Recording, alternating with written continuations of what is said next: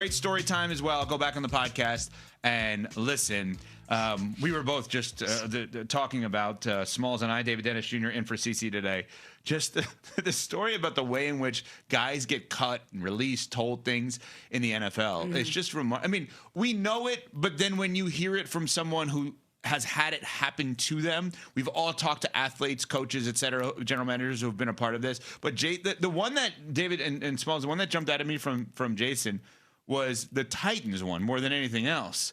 Because Belichick, I'm not trying to make this about Belichick, was pretty direct with him of like, we think you should make less, here's why. The Titans saying, we think you're a cornerstone of the franchise, 10 days later cutting him. It's just like, why do you even have to say you're a cornerstone of the franchise if you know there's a chance you're going to cut the guy? So you change your mind that quickly. I mean, my God, jeez.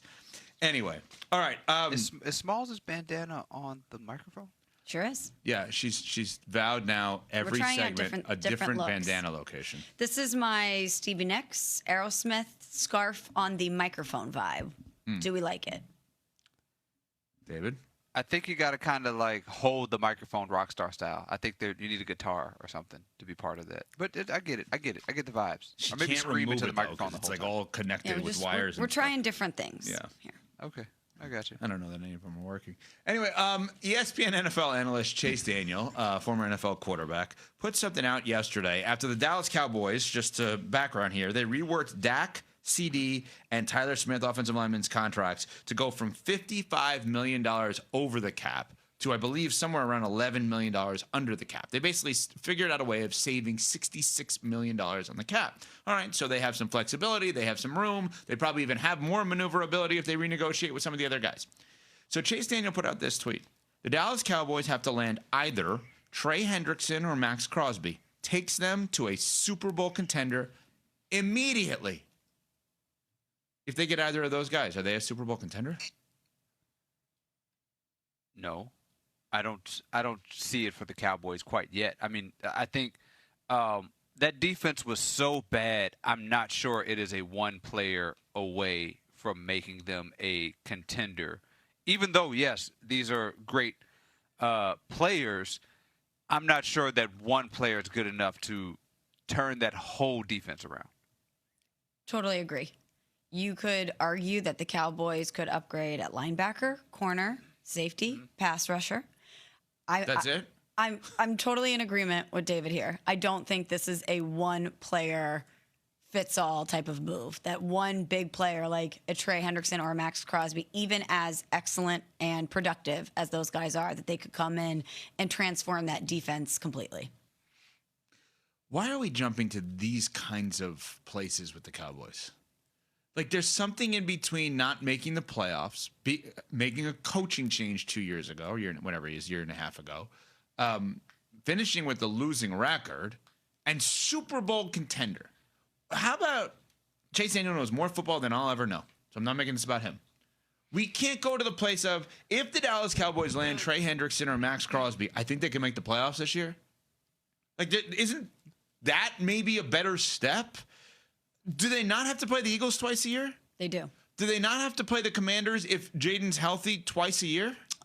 My schedule says yes. Okay. Do they not have to play a team that universally, everyone said, made the single best offseason move at the coaching position in getting John Harbaugh, which we would assume that the griminess, the nastiness of the Giants will be in a different place than it was a year ago. Do they not have to play them twice a year before we even get to anyone else? Can't we just go to the place of, hey, Dallas may be a player or two away from actually making the playoffs this year? Why can't we just go there? And one more thing about the Giants.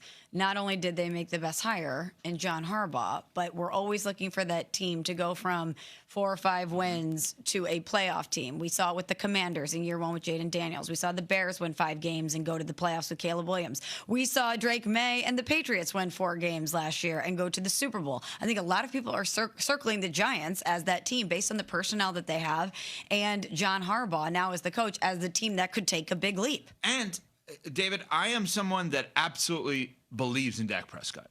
I think he's a really good quarterback. I think he's actually become underrated and under-talked about, which is a wild thing considering he is the quarterback of the Dallas Cowboys. But we spend so much time talking about Jerry Jones that we have actually ignored the guy that has just been the best on their team for a while now in Dak Prescott. This is not an anti-Cowboys take by me. This is simply just saying there's a step between not making the playoffs / losing record and Super Bowl contender. But that's the Cowboys. That's like, this is what we do with the Cowboys. Inevitably, at some point this season, the Cowboys are going to win 3 games in a row, and we're going to say, they're turning things around. This is maybe a Super Bowl team. Like, they do this every year. They have an offseason of promise. They have an offseason of cap space. They have, hey, they can get this guy. They're looking like they could be a Super Bowl contender. They disappoint early in the season. Sometime November, December, they win 3 games. They look good in those 3 games, and we say, hey, maybe this team can figure this thing out, even though they're 4-6 or whatever at the time. And we feel, and that's just how we talk about the Cowboys. This is just what comes with being a Cowboy, for better or for worse. On the good side, you can be mediocre with Super Bowl expectations, but also you're somebody who has those expectations no matter what. And sometimes you could be underrated, like you said with Dak, for being good or too great, even just because you're not making Super Bowls.